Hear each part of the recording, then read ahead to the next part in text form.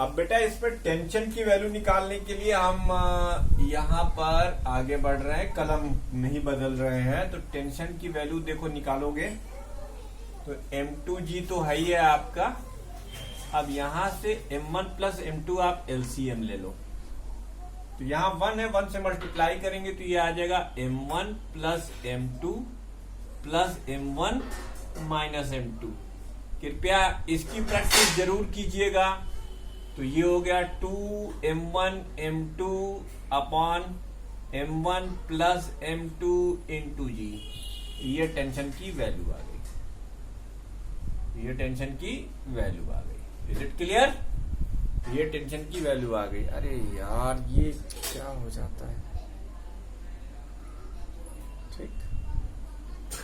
आप नोट कर लीजिए इसको, मैं ऐसे एक सेकंड के लिए होल्ड करके हट जा रहा हूं।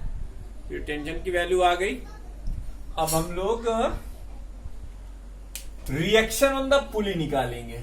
लास्ट चीज, रिएक्शन ऑन द पुली।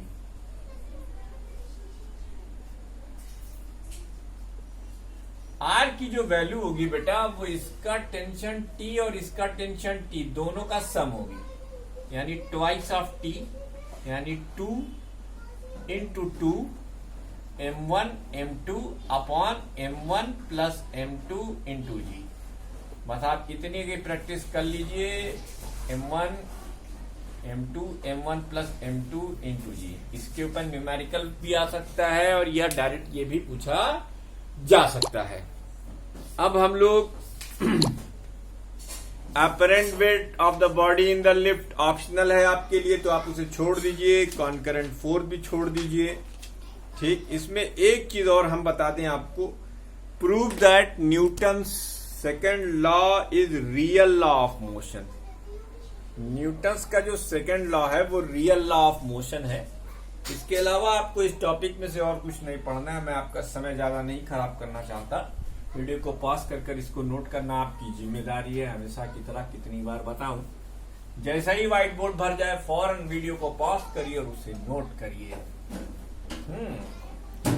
तो बच्चों इसके अंदर आपको Newton second law is real law of motion, तो इसका क्या मतलब होगा? Newton second law is real law of motion. तो इसका मतलब जो आपका फर्स्ट लॉ है और जो थर्ड लॉ है वो सेकेंड लॉ में कंटेन्ड है। Newton's second law is real law of motion. मैं बोल रहा हूं, थोड़ा सा ऊपर से अगर कट रहा होगा तो मेरे वर्ड्स को ध्यान से सुनिए। मैं बोल रहा हूं Newton second law is real law of motion. Newton का जो सेकेंड लॉ है वो न्यूटन का रियल लॉ है। पहला लॉ और दूसरा लॉ उसमें कंटेन करता है। तो ये देखो कैसे, Newton first law derived from second law. कैसे? हम लोग जानते हैं, let a body of mass m, let a body of mass m is subjected to an external force F. External force F.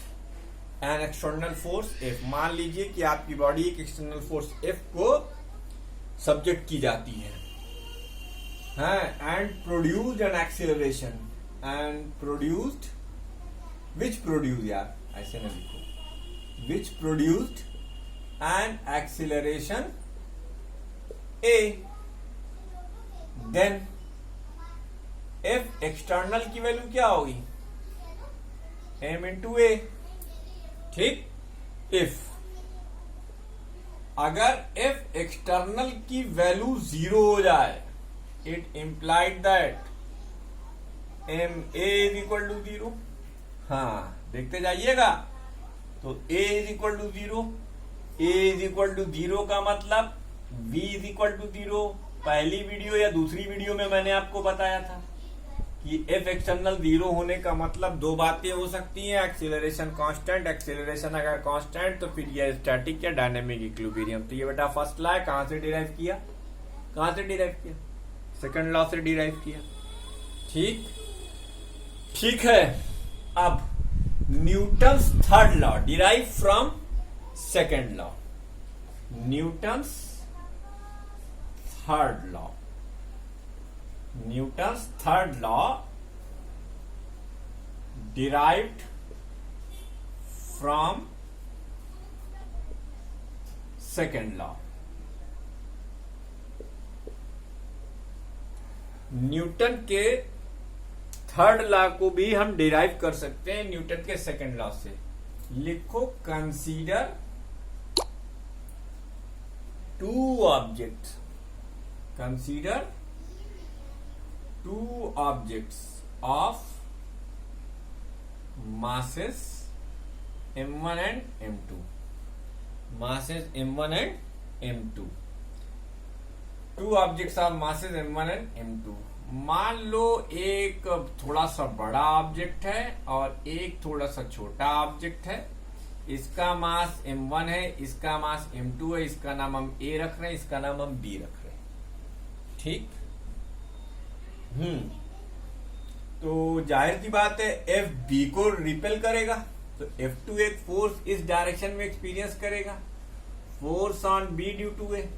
ऐसे ही बी ए को रिपेल करेगा, तो ये एक फोर्स इस डायरेक्शन में रिपेल एक्सपीरियंस करेगा, एफ ए बी, और ये एफ बी ए हो गया।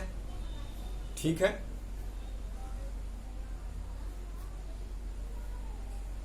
तो let due to these forces, let due to these forces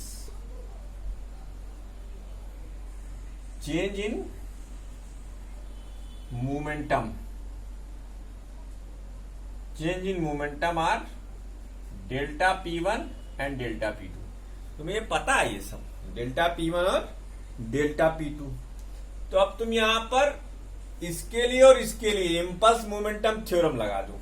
क्या लगा दो, इम्पल्स मोमेंटम थ्योरम लगा दो। For a short interval of time, for a short interval of time हमको लाना यह है कि F B A is equal to minus F B, F B F A B is equal to minus का F B. अब इसके लिए सारा रायता फैलाए पड़े, याद रखो। For a short interval of time delta T, short interval of time delta T, आप लिख सकते हैं इम्पल्स। आपको पता है इम्पल्स क्या होता है, चेंज इन मोमेंटम। इम्पल्स जो है वो चेंज इन मोमेंटम के बराबर होगा। बेटा ये फोर्स लगा है, ये टाइम इंटरवल हमने डेल्टा टी माना है, तो change in momentum F A B into delta T is equal to delta P1 and F B A into delta T is equal to delta P2। ये दो बातें हो गई। ठीक है भैया। अब एक काम करो, अब ये दोनों बॉडी कोलाइड की हुई है, तभी का ये सीन है। Consider two object of masses m1 and m2 collides. मान लो ये कोलाइड्स कर रही हैं, कोलाइड्स टकरा रही हैं। क्या कर रही, बेसिकली टकरा रही, कोलाइड्स। तब इंपल्स जो है वो चेंज इन मोमेंटम के बराबर होगा। अब बेटा एक बात बताओ, यहाँ कोई इंटरनल फोर्स है? ये तो वीडियो पास करके आपको नोट करना है, मैंने आपको जहां बताई दी थी। एक बात बताओ, यहाँ कोई इंटरनल फोर्स है और एक्सटर्नल फोर्स है? नहीं। तो लिखो as external force is zero, as external force is zero, hence delta P1 plus delta P2 is equal to zero. इसका मतलब F A B into delta T plus F B A into delta T is equal to zero. तो F A B is equal to minus का F B A which is Newton's third law of motion. तो Newton का second law क्या है? Real law of motion है। बाकी दोनों law आप डिराइव कर सकते हैं, इन छोटे इससे कर सकते हैं। ठीक है, तो यहीं पर चूंकि apparent weight of the body in the lift और कॉन्करेंट फोर्स, इसे आप छोड़ दीजिए, ये आपके सिलेबस से हटाया जा चुका है। यहीं पर ये वीडियो समाप्त होती है और इसी वीडियो के साथ ये चैप्टर भी समाप्त होता है। अब इसके न्यूमेरिकल्स पर हम चर्चा करेंगे। कोरोना काल है इसलिए मैंने न्यूमेरिकल्स पर ज्यादा ध्यान नहीं दिया है। आपको पूरा वीडियो देखिए, सारे वीडियोस देख डालिए और इसमें से जो पॉइंट्स है नोट कर डालिए। क्वेश्चन के फॉर्मेट पेपर्स वगैरह मैं आपको अपलोड कर देता हूं। आपको बस वैसे ही तैयार करना है, ज्यादा प्रेशर लेने की बिल्कुल जरूरत नहीं है। मैंने कोरोना काल का पूरा ध्यान किया हुआ है, आप में से किसी को कोई दिक्कत नहीं होने वाली इंशाल्लाह। ठीक है, बस थोड़ा सा ये एक रिक्वेस्ट ये है कि नोट्स जो है वो कागज से बना लीजिए और उसी नोट्स को प्रिपेयर कर लीजिए। और नोट्स बनाने का भी मैं आपको पूरा चांस देता हूं। हर बार मैं वीडियो को पॉज करवाता हूं, आपको एक एक चीज नोट करने का मौका देता हूं, क्योंकि यहाँ जो है सब साफ साफ है, कोई छुपी हुई बात नहीं है। तो आप इसे नोट कर डालिए। आइए, हम मुझे दीजिए इजाजत, मिलते हैं अगली वीडियो में जिसमें हम डिस्कस करेंगे आपके साथ नया टॉपिक, फ्रिक्शन। क्या डिस्कस करेंगे? फ्रिक्शन। तो कहीं मत जाइए, बने रहिए हमारे साथ। धन्यवाद।